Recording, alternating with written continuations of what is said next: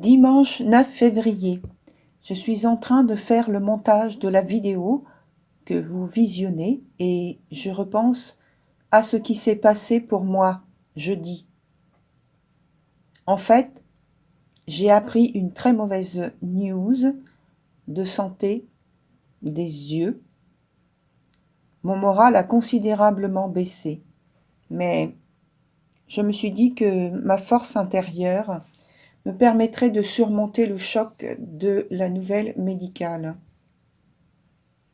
Comme vous, sans doute, à l'approche de l'état du ciel d'aujourd'hui, où il est justement question de force intérieure, j'ai recours à de multiples méthodes de soins parallèles pour surmonter mes épreuves.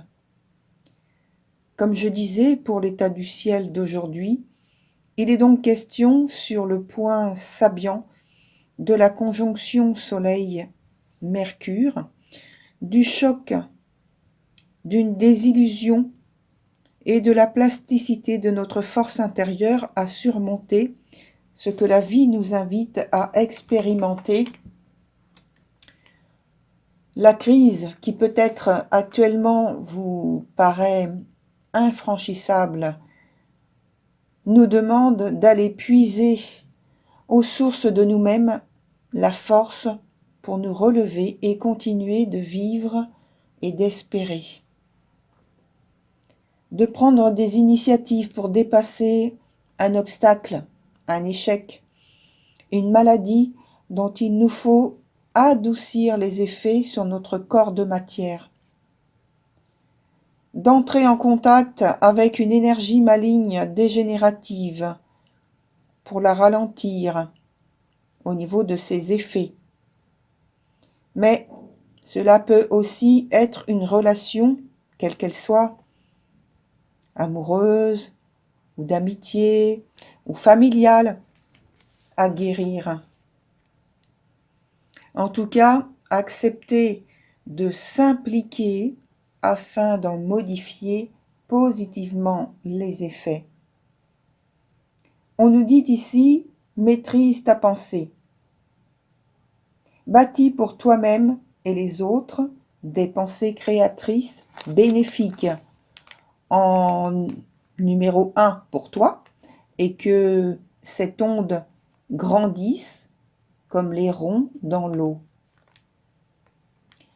Que celle-ci soit capable de faire basculer un esprit retors et étancher la soif de quelqu'un qui a besoin de cette gorgée guérisseuse. Nous devons donner le meilleur de nous-mêmes, sachant que parfois, comme il est encore indiqué dans cet état du ciel, il faut réunir les contraires. Donc, même si les circonstances ou nos expériences sont pénibles, voire très désagréables, nous apprenons à élever nos vibrations à un degré guérisseur plus élevé,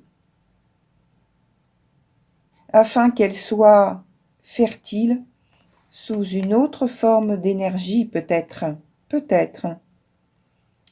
nous ne savons pas.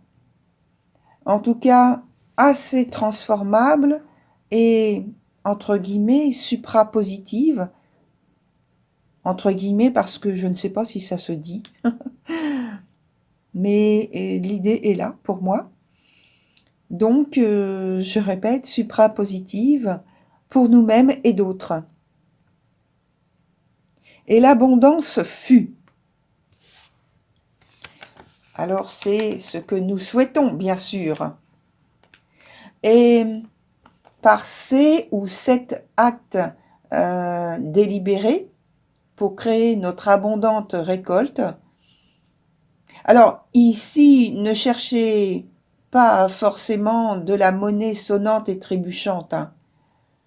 Voilà. Donc, pour créer cette abondante récolte qui peut, selon vos investigations du moment, se présenter sous la forme d'un contact tant attendu, un travail, un poste longuement recherché, et enfin trouver, ou l'arrivée d'un enfant, etc., etc. C'est selon donc les circonstances du moment que vous êtes en train de vivre. Il faut l'adapter à justement ces expériences. Voyez ce qui, pour vous, prend sens. Peut-être êtes-vous en train de tout rebâtir dans un secteur de votre vie. Alors, gardez courage, car tout a un sens, même les sens cachés, qui ne nous sont pas révélés par la vie dans l'immédiat. Même les gestes les plus anodins ont un sens caché, justement. Ne lâchez prise à aucun moment, car il est temps pour nous de marquer notre histoire individuelle de façon radicale.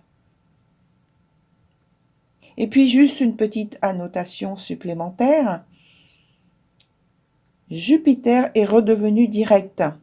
La mue est terminée. Et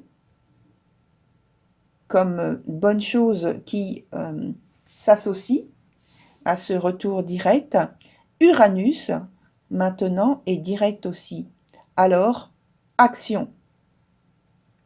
Voilà, chers amis, je vous remercie d'avoir écouté donc ce petite chronique zodiacale et je vous dis à très bientôt. Au revoir.